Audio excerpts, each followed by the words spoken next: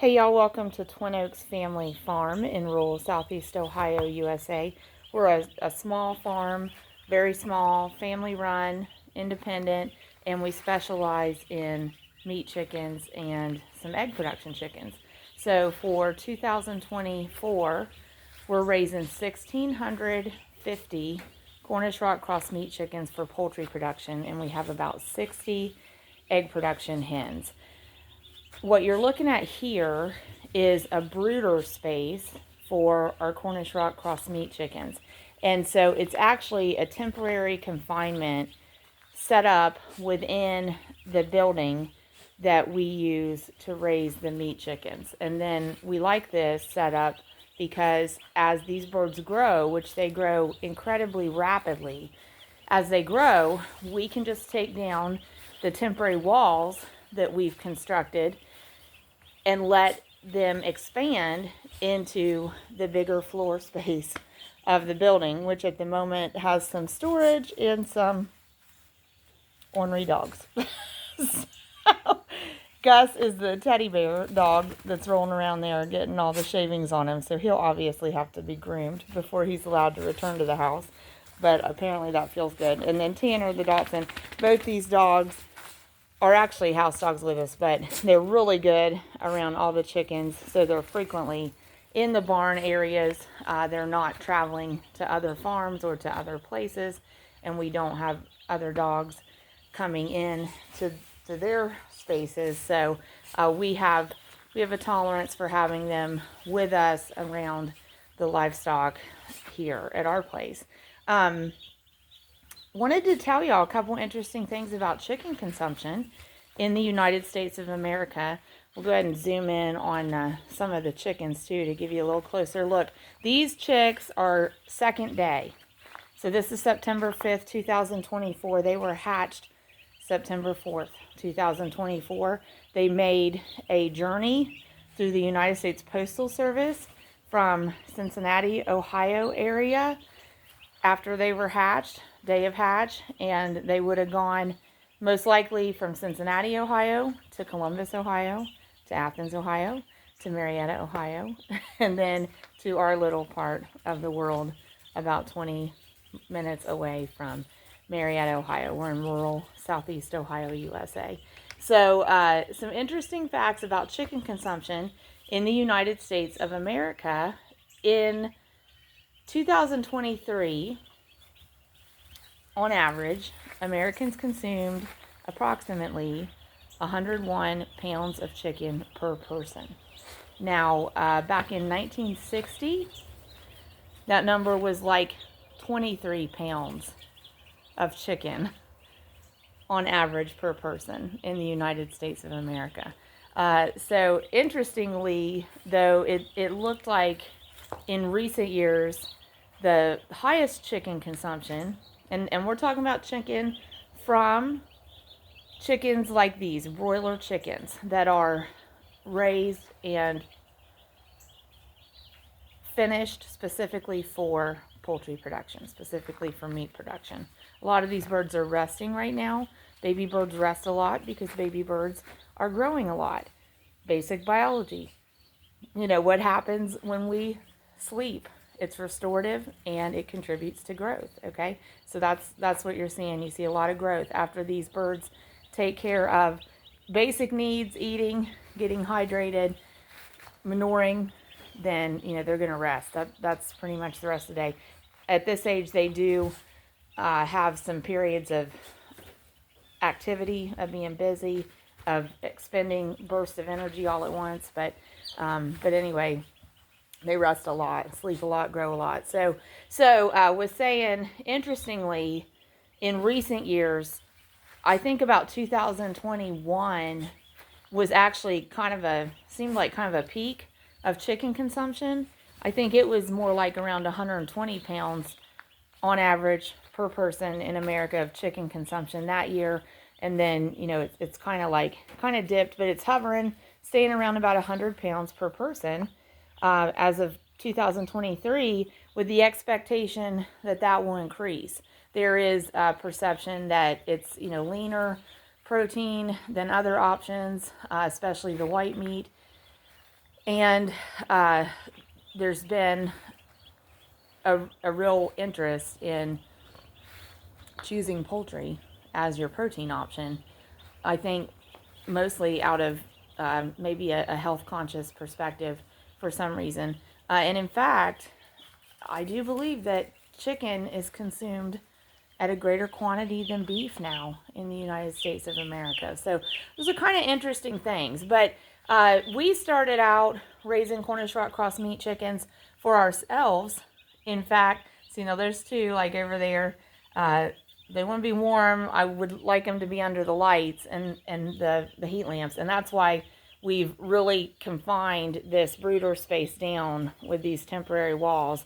So we'll talk about that here in just a moment. But we started raising Cornish rock cross meat chickens actually about 5 years ago because we already raised pork and beef through my husband's family farm, and they also raise crops. And so we were very accustomed to eating meat that was produced on the family farm, and really liked it. Really have always liked the beef and the pork that we get from that.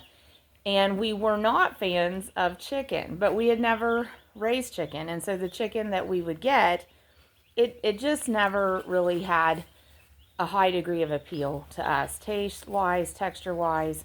So about 5 years ago, I think my husband said, well, maybe if we raised these meat chickens, maybe we'd like chicken then. Let's try that. So we did. And in fact, we had a lot of learning curves. Our very first group of chickens, we lost probably 3/4 of them to predators. That was a learning curve. The next couple of flocks were maybe groups of 50.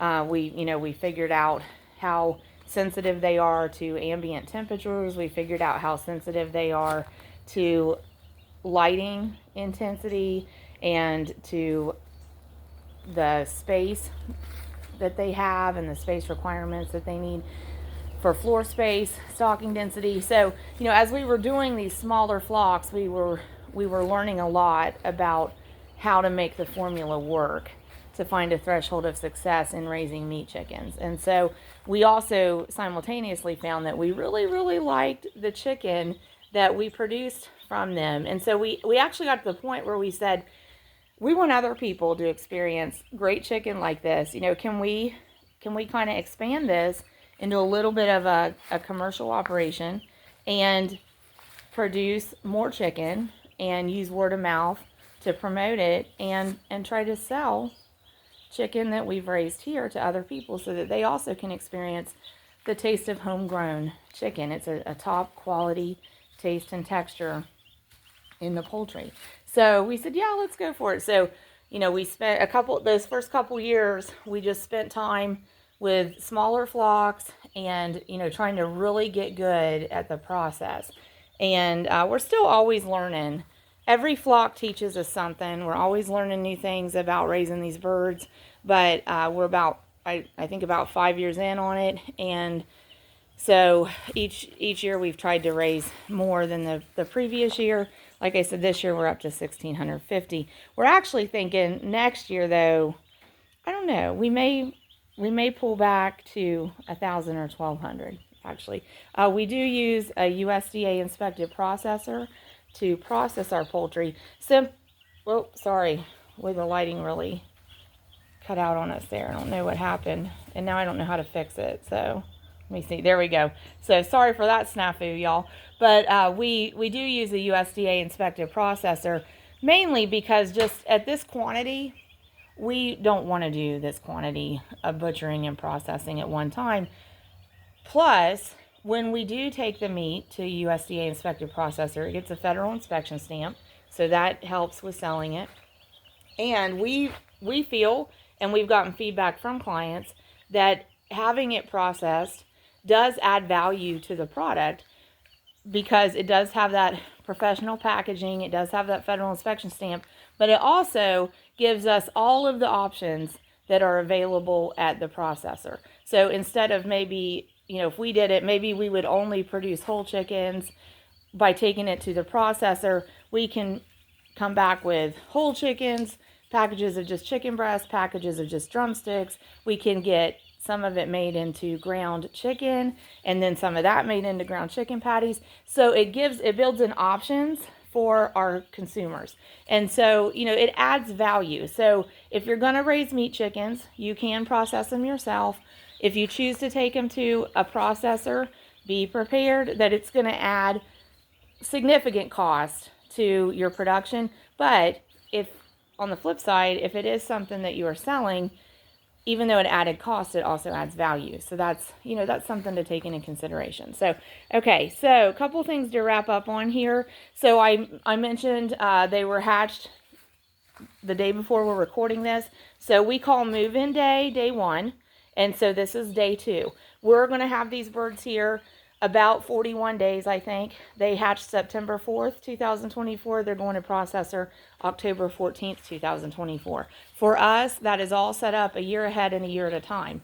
If you have smaller flocks, even for household, and you intend to use a processor, we still recommend set your processing date first before you set your hatch date, before you get chicks. Because sometimes chicken, we talked about stats, like in the United States of America, how much chicken people are eating. Some of that is going through, these independent, small business, professional processors, and they are busy and they stay booked. So we find that if you're going to use a processor, there's a likelihood, a really good chance, they're going to have a pretty full schedule. So the more in advance you can set up an appointment with your processor, the better. And usually you can set up your processor with your appointment first, and then you can either call a hatchery and set up a hatch date and have your chicks shipped to you, or maybe there's a pickup option, or you can plan your hatch date based on your processing date and maybe talk to like a farm supply store in your area and see if they're going to have chicks or if they can get chicks. But if you set your processing date up first and then count back however many weeks you want to raise your meat chickens, that gives you an opportunity to set your hatch date, and you could order from a hatchery to get the chicks here or to you at the correct time. But that's we talked about, like, if everybody on average, some are eating more, some are eating less, some are eating none, but if we're saying on average in this country 100 pounds of chicken per person, there's a lot of chicken being processed, and it's got to be processed somewhere. And some of it is being processed through the big corporate chicken production giants in the vertically integrated manufacturing system. But it's still real chicken, but it's all like in-house. It's their farmers, it's their feed plan, it's their regimen, it's their processing house, it's their store contracts to get it into the store. In this case, like with our operation, it's not like that at all. It's independent. We have the buying power and decision-making power over all the aspects, and we have all the financial responsibility, all the financial burden, all the risk and reward comes to the producer, when it's that independent operation. So, we have to contract our own processor if we want to do that. And like in the state of Ohio, I think, as far as I know, there's only 3 federally inspected, so USDA inspected processors for chicken that we could access within the state of Ohio. So we're very fortunate that we have one about an hour and a half away from us that we've been able to work with for several years now. So at any rate, something to think about. Some of those things to think about. If you want to raise meat chickens, you can process your own, but if you're going to use a processor, we recommend, planning ahead on that and reaching out and kind of establishing that relationship. And you can do that even if it's household consumption chicken, if you just prefer to have a processor process it for you. So, okay, so wrapping up on the brooder setup here. So we have a building that's like 30 by 30. I kind of lost my train of thought there. 30 by 30 total. When these birds, there's 434 right now. That's what moved in. Everybody's doing good so far. So when these birds are at finish in like 40 days, we're not going to have any of these yellow crates that are temporary walls here. We're not going to have any of this extra stuff sitting on the floor. The dogs won't be in the floor space quite as much. And all of these birds are going to take up pretty much all of this room. They're going to have at least 30 foot by 25 foot. They'll also have a whole different set of supplies. They'll have a whole different set of waters, whole different set of feeders. All those little feeders and waters will be out. Big ones will be in. We'll spread them out over the floor space. At that point, we probably won't be using heat lamps. So these will all be unplugged and probably even like raised up, you know, about eye level, because we probably won't need to use them at that point. If we have to, depending on the weather conditions, we can bring fans in for them. So initially, when we moved these in on September 4th, we only had this closer set of yellow crates up, and they had that entire side for brooder space. So our temperatures yesterday was 80 degrees Fahrenheit. Meat birds want it to be 95 degrees Fahrenheit at day 1 and week 1. So even yesterday, they needed access to the heat lamps and targeted warmth if they wanted it.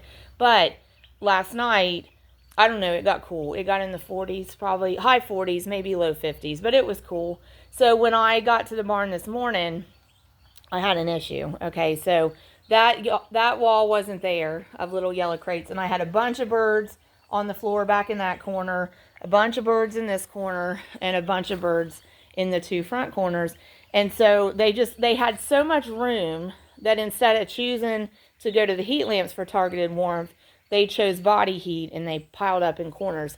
And we don't want them doing that. So I realized pretty quickly, at least here the first week, we have to confine them even more than we had them confined.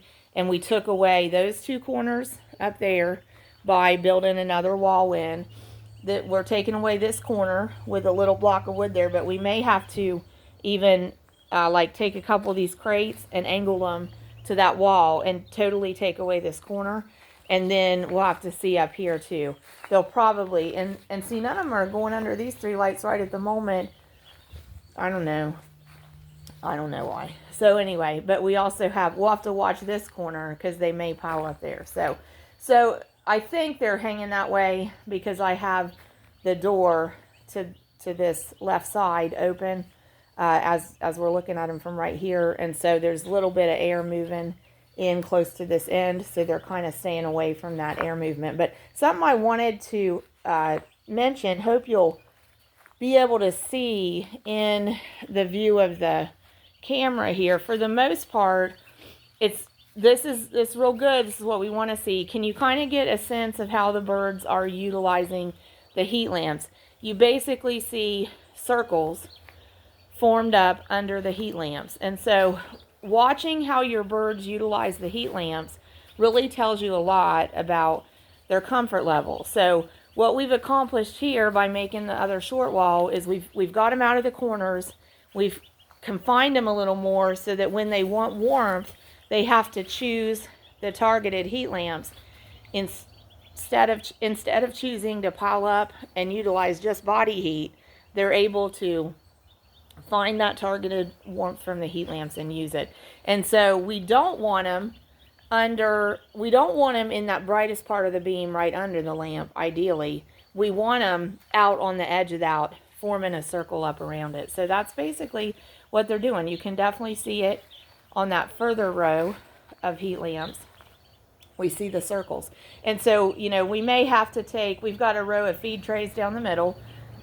We may have to remove those from the middle, because if the birds are prioritizing the warmth, and those are in the way, we'll move them. But by the same token, and you can put this into practice in a brooder if you're raising chicks, by the same token, we need them to stay at the temperature they need to be at.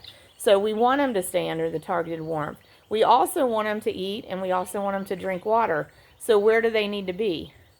And where does the feed and water need to be? All of it needs to be under kind of that, we call it a blanket of warmth. We call it the blanket of warmth. All of them, all of it, the chicks, the feed, the water, it all needs to be under that blanket of warmth for them so that they'll continue to eat, continue to drink. Because if chicks get chilled and they find a warm spot and they're forced to choose between warmth and food, they will prioritize warmth over food. So if your feed isn't where they can get to it in the warm, comfortable places, they'll just opt not to eat. And we don't want that. We don't want that with any of our chickens or any of our livestock, but we don't want that with meat birds because they're growing rapidly and we need them to have the nutrition to support that growth. So I mentioned the phrase threshold of success earlier on with meat birds. So we've learned the threshold of success with meat birds is maximize growth potential and minimize flock loss. We've learned that over our time raising them. And so to do that, you want to give them a really good start. And that includes giving them the space they need and giving them a comfortable temperature in that space and giving them food and water. When they moved in, we had water down on the floor for them, let them get settled in, make sure that they find the water. And we do that by dipping their beaks in water as we unpack them and count them.